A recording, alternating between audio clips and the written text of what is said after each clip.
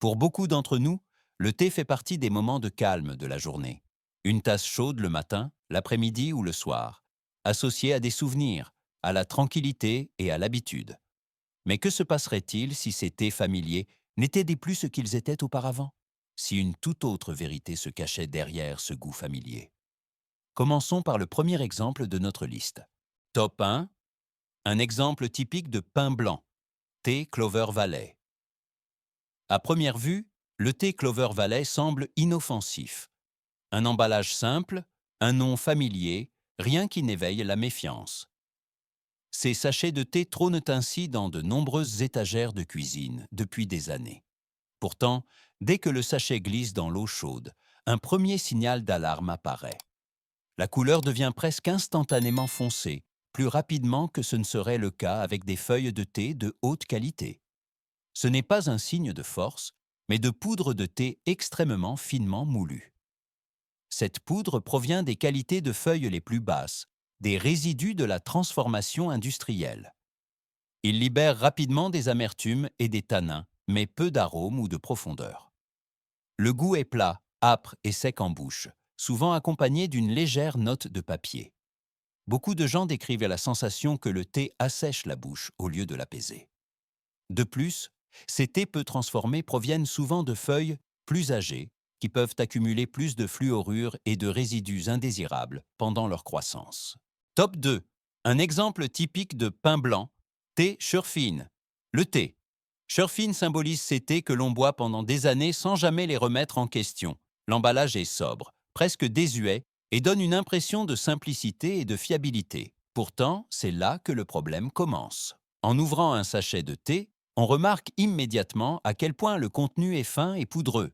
Au lieu de structures de feuilles claires, on trouve principalement de la poussière. Lors de l'infusion, l'eau se trouble légèrement, signe de particules fortement brisées et d'une libération élevée de substances amères.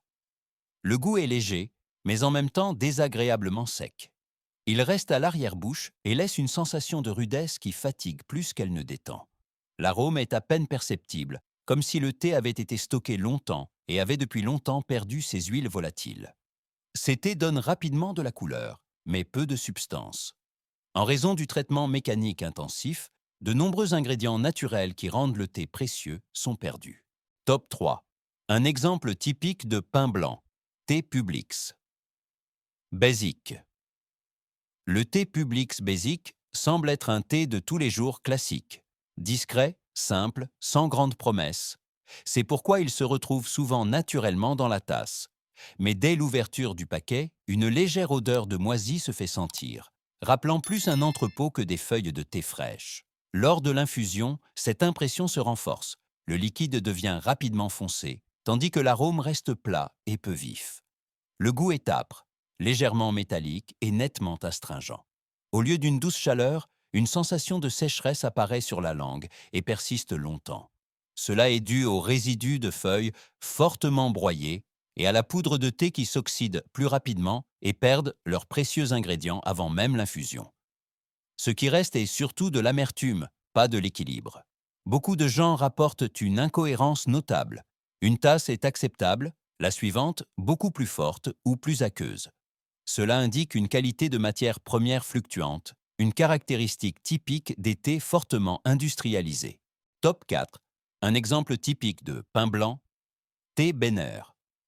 Le thé Benner dégage à première vue une impression de calme et de fiabilité. Un thé pour tous les jours, sans éclat, sans grande promesse. Mais c'est précisément cette attente qui rend la déception d'autant plus évidente lors de l'infusion. Après seulement quelques secondes, l'eau s'assombrit, tandis que le parfum reste étonnamment faible. Au lieu d'un arôme chaud et rond, une image olfactive légèrement papyracée et plate se dégage. La première gorgée confirme cette impression. Le goût est léger, mais en même temps désagréablement amer. Il manque de profondeur, de cette douceur naturelle et de cet équilibre que l'on connaît des vraies feuilles de thé. Cela est dû aux fragments de feuilles fortement transformés et à la fine poudre de thé qui se lessive rapidement, mais ne fournissent guère d'ingrédients précieux. Ici, la couleur remplace la qualité. Ce qui reste est un thé qui, bien que chaud, n'offre guère de plaisir. Beaucoup continuent de le boire par habitude, non par plaisir. Mais si le thé est un rituel quotidien, il devrait être plus que de l'eau colorée. Top 5. Un exemple typique de pain blanc. Thé salada. Le thé. Salada évoque immédiatement chez beaucoup un sentiment de familiarité. Un nom que l'on connaît depuis des années, associé à des moments simples et à de vieilles habitudes. Mais c'est précisément cette familiarité qui empêche souvent un regard critique. Lors de l'infusion, il devient vite évident que ce thé a peu à voir avec l'idée d'équilibre naturel. La tasse développe une couleur foncée avant même qu'un véritable arôme puisse se déployer. Le goût est nettement âpre et laisse une trace sèche, légèrement rugueuse en bouche.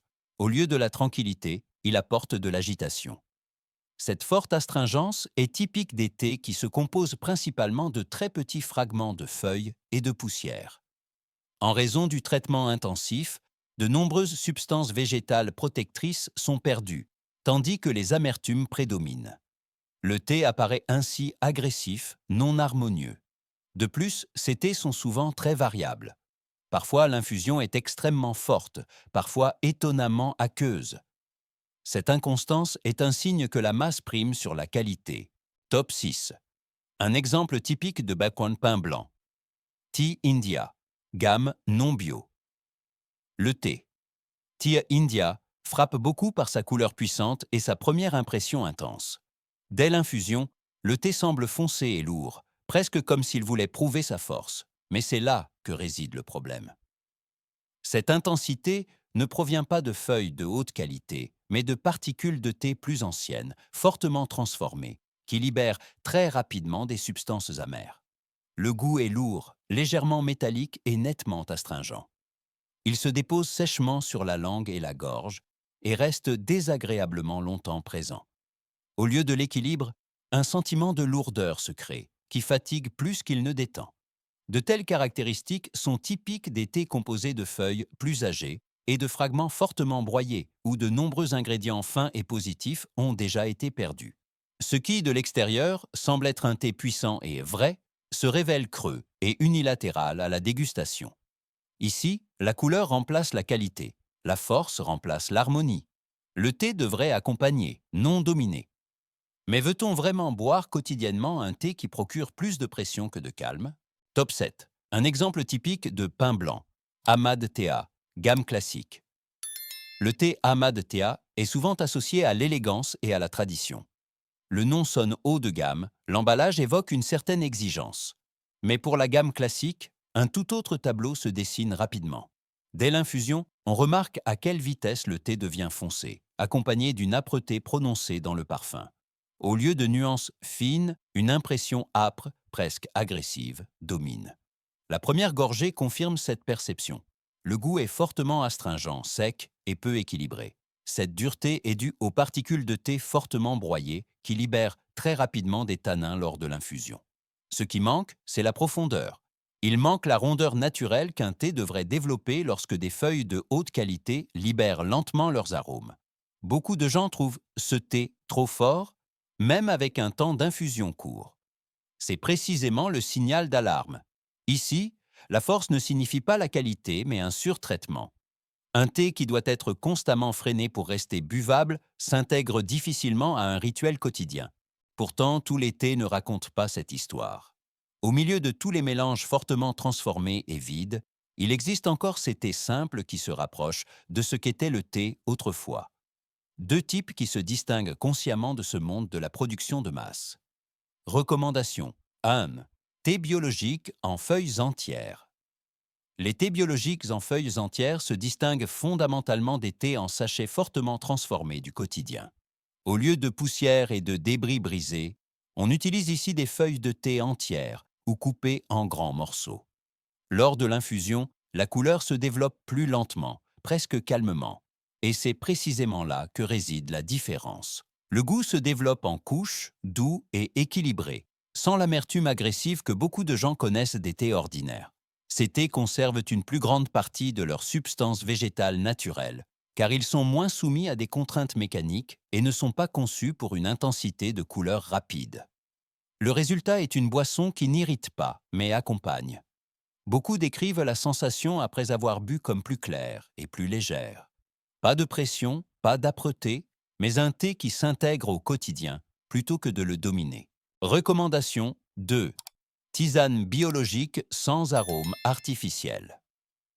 Les tisanes biologiques sans arômes artificiels rappellent ce qu'était le thé à l'origine. Non pas un produit qui veut impressionner, mais une boisson qui accompagne. Ces thés sont composés de vraies plantes, de fleurs et de racines, soigneusement séchées et minimalement transformées. Dès l'ouverture de l'emballage, on remarque que l'odeur est naturelle, calme et discrète, non sucrée ou artificielle. Lors de l'infusion, l'arôme se déploie lentement.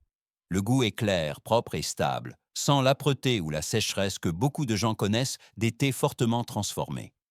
Il n'y a pas de pression en bouche, pas d'arrière-goût artificiel. Au lieu de cela, le thé est doux, presque apaisant. C'est précisément ce qui le rend si précieux au quotidien. Beaucoup se tournent vers ces thés parce qu'ils sentent que le corps réagit différemment. Moins d'irritation, moins d'agitation, plus d'équilibre. La différence est particulièrement notable en cas de consommation régulière. Alors que d'autres thés fatiguent ou pèsent, ces tisanes s'intègrent discrètement au rythme de la journée.